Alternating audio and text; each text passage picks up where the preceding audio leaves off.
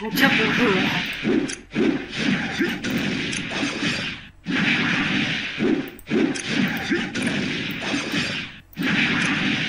Cái nút chuồng nuôi rồng ấy nhỉ?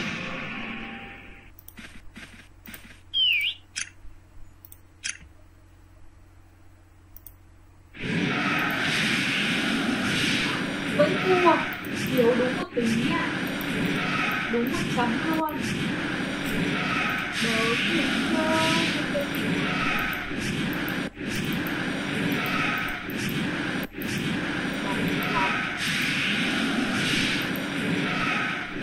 Giá trị linh bạn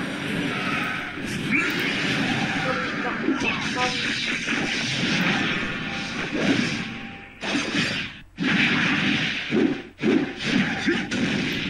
Cái gì anh để cái đây?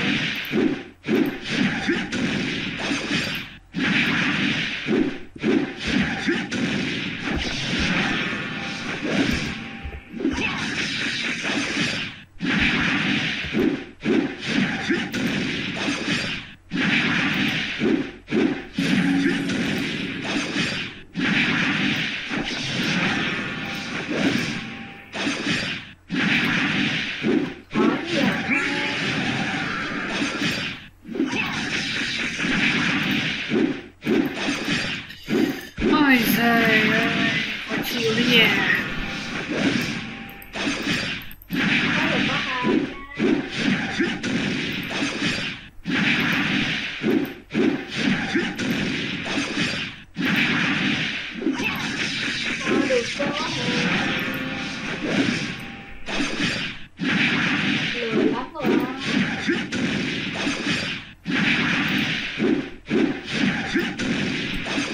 Siêu cấp chán rồi.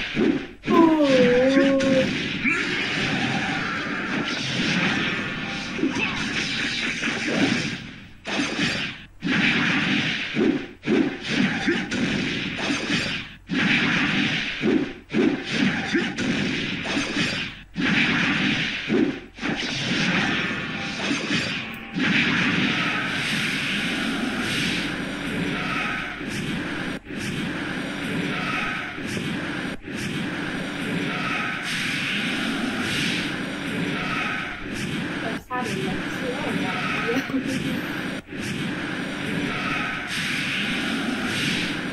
Vô hạn lưu là một loại là một thể loại văn học Trung Quốc bắt đầu từ tác phẩm Vô hạn khủng bố 2008.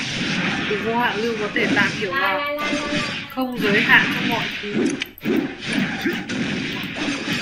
bao gồm tất cả mọi yếu tố như khoa học, kỹ thuật, tôn giáo, thời gian, không gian.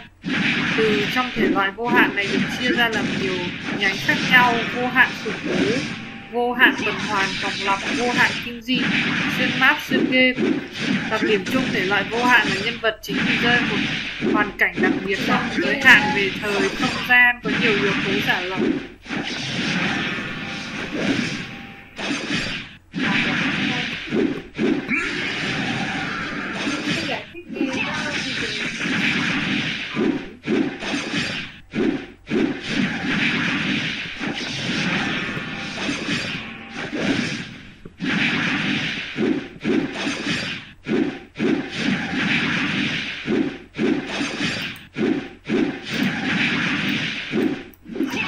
Nói chung là cứ xuyên qua hoặc là làm đủ thứ trên đời thì vậy thôi.